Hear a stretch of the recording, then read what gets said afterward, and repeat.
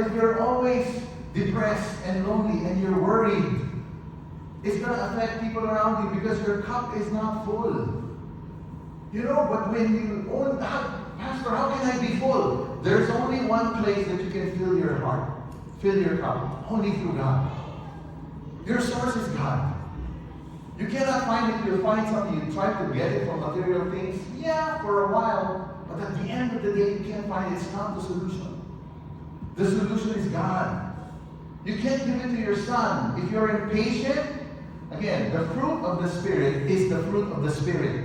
It's not something you can will. Oh, I'm going to be joyful. You can't force it. The only way you're going to be having joy, peace, is when you get it from God. You can be in a dire situation. You can be in a bad place. You can even be in a storm, but you can still be full. You know? You can still be there and you can have a smile. You know what I do every morning? I'll give you a tip. You know what I do? I connect with God. He prepares a table before me in the presence of all my challenges for the day. He anoints my head and align my brain to the way He thinks, because the world has a different way of thinking. I read and I hear His voice. And I said, Jay, God tells me, Jay, why are you worried? Yeah, because Lord, am I not provider? Am I not healer? Could you be healer in a word? No, you understand what I'm saying? God can heal whatever you're going through. And sometimes we need to go through what we're going through because He wants you to connect. He's telling you, that's dead end, brother. Where you're trying to find your source of joy, I'm telling you right now, you're going the wrong direction. He's going to show you that you're not going to the right. He is preparing you. You know why God needs to prepare you? Because the task that you're about to face is bigger than yourself. When God gives you a vision, it's bigger than your family, it's bigger than your goals. It's going to be bigger. And if you keep focusing on just your abilities, you will find out sooner or later it's going to run dry. Because God is the only one who can prepare you and fill your cup. But I have good news for you. The good news is this. When He fills your cup, He just doesn't fill it for your own needs. You know why He fills it? He fills it so that it will overflow to others. Think about this. If you're a businessman, don't just work so that you will be, everything you need. Work so that you can be a giver.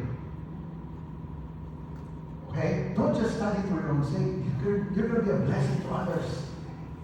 Hone your skills. God is preparing you with your skills, with your talent, with your study. Why? Because you're going to be a blessing to others.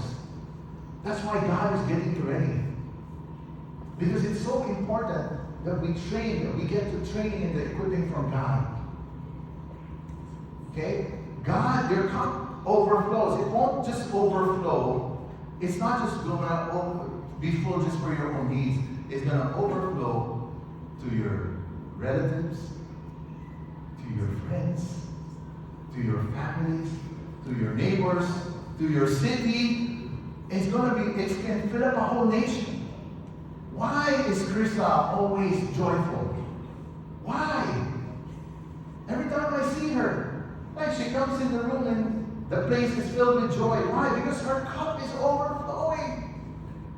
And because it overflows, it affects me and you. It affects all of us. A healthy me, my cup, when my cup is full, it just doesn't affect me. It affects people around me. We've been giving out 6 sacks of okra every Saturday. Why? Because there's an overflow and it's now blessing so many people. God is blessing you. God is blessing you not just for your own sake. He wants to fill your cup. Is your cup overflowing with love? Think about it. Is it possible to love people who hate you? Is it possible to love your enemies?